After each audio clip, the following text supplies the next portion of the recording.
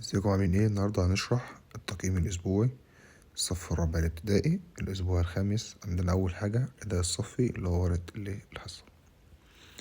عندنا choose the correct answer، اختار الإجابة الصحيحة. بيقول the student should not the rules of their school، معناه يجب على الطلاب ايه؟ قواعد المدرسة. أكيد طبعا إن هم يحترموا قواعد المدرسة. كلمة يحترم يعني respect. many نقط can join this exciting game. هنا بيقول كلمة جيم لعبة مثيرة أو إن هم ينضموا للعبة. طبعا بلايرز اللاعبين.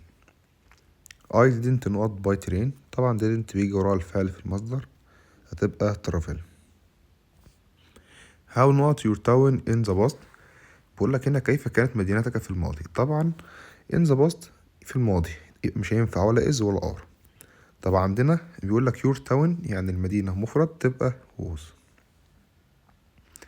تعال نشوف اللي بعدها. many Egyptian authors when important، بقول لك الكثير من المؤلفين المصريين كسبوا ايه؟ اكيد طبعا كسبوا جوائز، يبقى prizes. فريال عبد العزيز is a very famous نوت بلاير، طبعا كان جاي في نص الاستماع ان هي كانت مشهورة في لعبة الكاراتيه. we should be proud، نكون فخورين نقط our beautiful country، يبقى اسمها proud of. our food can be described with one word، يعني ممكن نوصف الطعام بتاعنا بكلمة واحدة. طبعا wonderful كلمة رائع. تعال نشوف اللي بعدها. Egyptian people are very نقط they are very friendly to all people، بقولك المصريين بيكونوا ايه مع الناس كلها. اكيد طبعا بيكونوا hospitable، يعني ان هم الناس ودودون او اللي هم ايه بيحبوا التانيين الاخرين يعني. وطبعا مثل الاختيارات متنفعش. lazy يعني كسول، طرائد متعب، bad يعني سيء. many people think that people that Egypt is only، إن هي بتكون عبارة عن، طبعا قالوا إن هي عبارة عن صحراء. الناس بتفكر إن مصر عبارة عن صحراء. نكمل يلا. هنا مدينا قطعة وعليها إيه كلمات. كلمة باي يعني اشتري، ميوزك أغاني، باص يعني يمرر، بيبر يعني ورق، لير يعني لعب. تو بلاي باز ذا بيرسل جيم، اللي هي لعبة انت بتمسك الخطاب، عبارة عن ظرف ورقة كده وتبدلوا مع بعض لحد ما ايه حد يكسب الهدية. ورم ورب a small present and cover it in lots of paper، بيقولك هي عبارة عن ان يكون جواها هدية صغيرة وفيها كذا طبقة من الورق يعني. the player sit in circle and play some، بيقولك بيقعدوا في بشكل دايرة وبيشغلوا طبعا أول حاجة كلمة ميوزك أغاني. players pass the present to the next person، بيقولك إن هو بيقعدوا يمرروا الخطاب أو الورقة ديت لإيه لبعض. as a music play لما الأغاني بتشتغل. when the music stop لما الأغاني بتقف. تبقى the player اللعيبة holding the present takes off one of paper، بقولك اللي هي بتبدأ بقى إن هي إيه تشيل اللي هو الورق اللي على الهدية. خلونا نكمل كده. تاني حاجة عندنا تاني قطعة. براود يعني فخور، سيلبريت يحتفل، كالتشر ثقافة، ايجيبت يعني مصر، هيستوري يعني تاريخ. we often هتبقى celebrate things in our country ايه history، بنحتفل بالتاريخ الايه الدولة.